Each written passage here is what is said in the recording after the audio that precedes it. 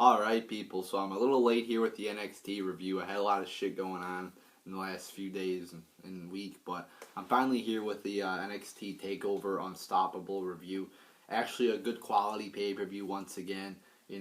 Very different than what we see from your typical WWE, like on Raw, SmackDown, or even some of the pay-per-views. So let's get into the review here. We have Finn Balor defeating Tyler Breeze. Felt it was a good match. Thought it started off kind of slow there, but it picked up. Definitely a good fucking match. Good spot there too. You had Finn Balor jumping off. I don't know what it was. It was like a steel thing. It looked like, I don't know, the Titantron, whatever the fuck it's called. That was a kind of a cool move right there. The ref though at the end there fucking botching the count. I mean, what the fuck was that? But whatever. I'm not gonna let that affect the rating of this match. The match, good match. Thought it could have been better. I'm gonna give it 3 out of 5 stars there. And Finn Balor. I mean, that was when I first saw the entrance, I thought it was kind of weird and stupid. But I've become more of a fan. I think it's a cool entrance now. I have become more of a fan of that entrance. He had a lot of cool body paint on and shit, like he had that little eye on the back of his back, on his back. That was cool. So I mean, I definitely like the Finn Balor gimmick, whatever the fuck. The entrance is definitely a very cool fucking entrance there. A lot better than John fucking Cena's entrance coming down there, saluting, doing a bunch of bullshit. But yeah, this was a good match. I like the entrance there by Finn Balor, and good quality match. Then we have Charlotte and Bayley defeating Dana Brooke and Emma. I mean, it was decent, I thought. I'll give it 2.75 out of 5 stars. I mean, kind of just, I'm not a big fan of seeing, like Charlotte on there. Charlotte's a good wrestler. Why is she in, like, this, almost feels like a throwaway second-tier Divas match? I mean, this wasn't even the primary Divas match on the card. It's like, I feel Charlotte should be on a higher step than this.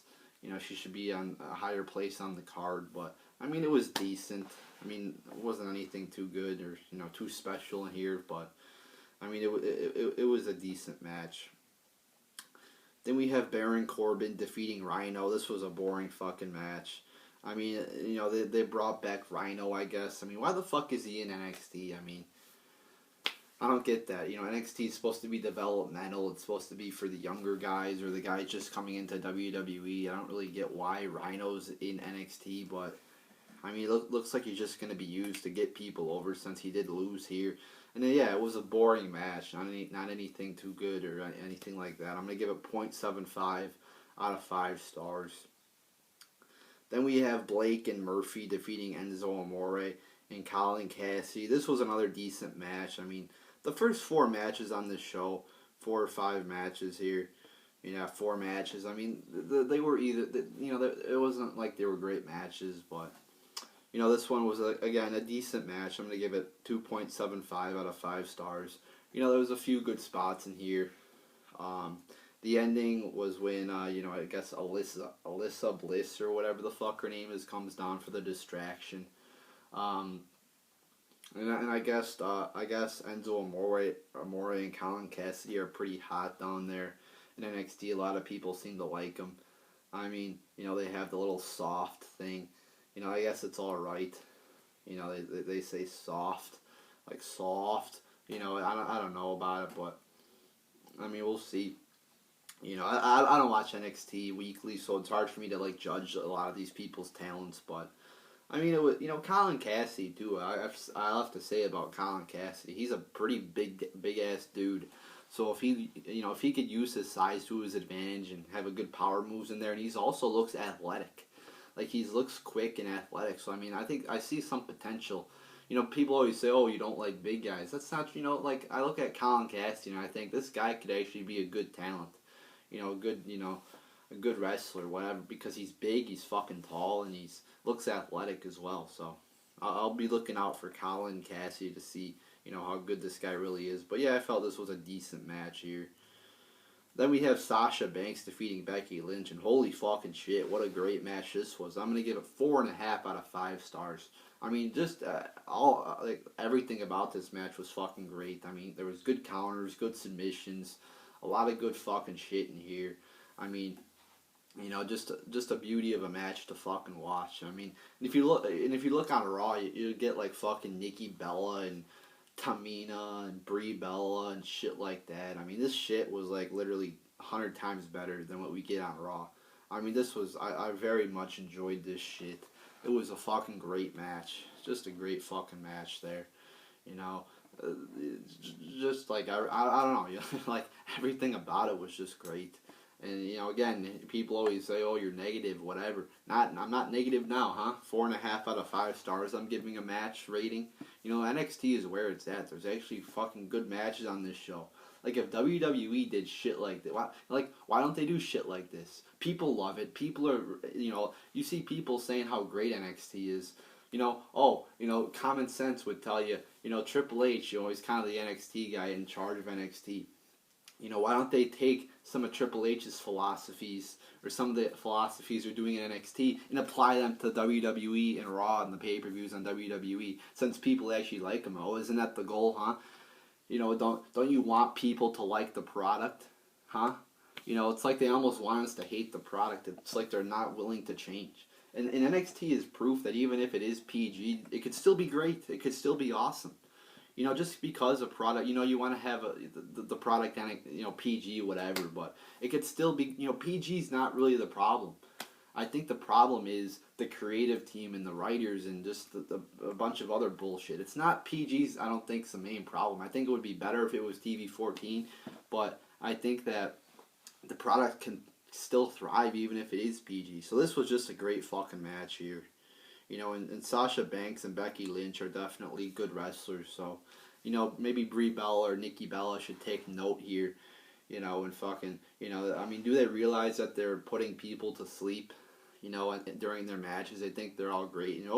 We've trained for hours a day, and we've worked so hard to get where we are. Get the fuck out of here. Why don't you watch some of these NXT divas, Nikki Bella and Brie Bella, and realize how much you suck compared to these.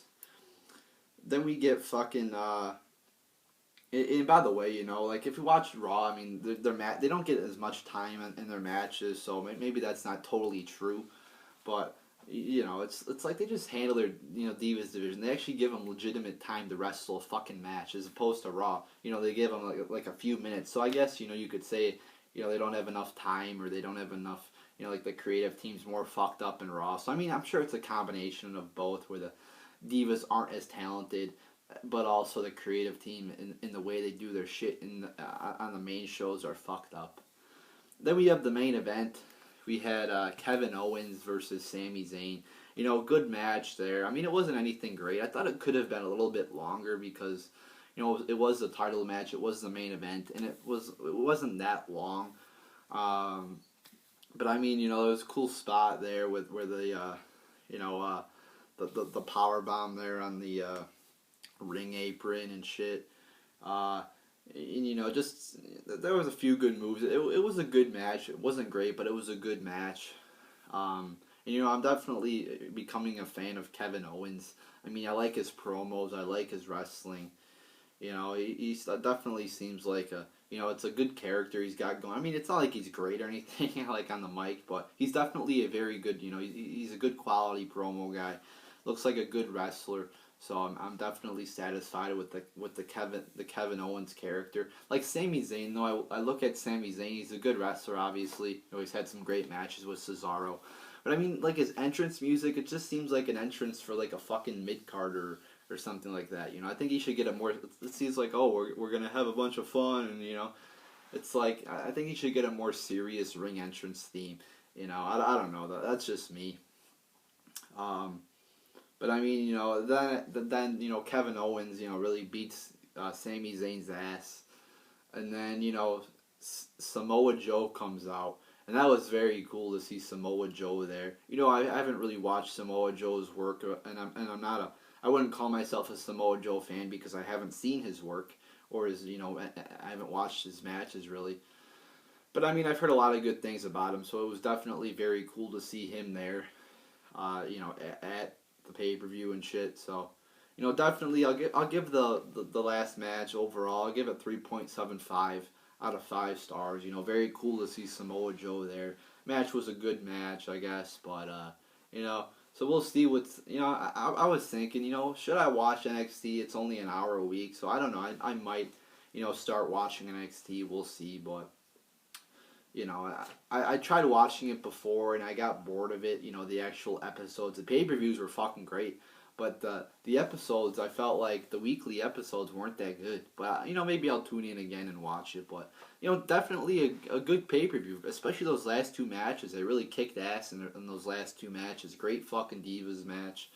You know, definitely a very good ending there. Good main event, Samoa Joe debut. You know, they even had William Regal out there and Kevin Owens beating up William Regal. That was cool. You know, too. It adds to his kind of character there.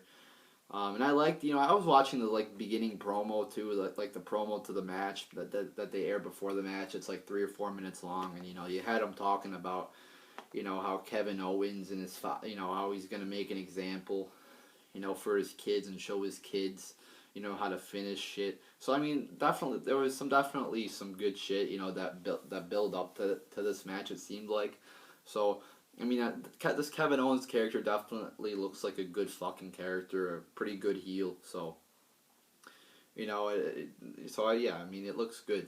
You know, NXT is definitely keeping up there, looking good. But there you go, people. You know, overall, I'm gonna give this. I'll give it 7.5 out of 10 stars. Another good quality pay per view, much better than WWE. WWE's bullshit. So there you go, people. There's your NXT Takeover Unstoppable review.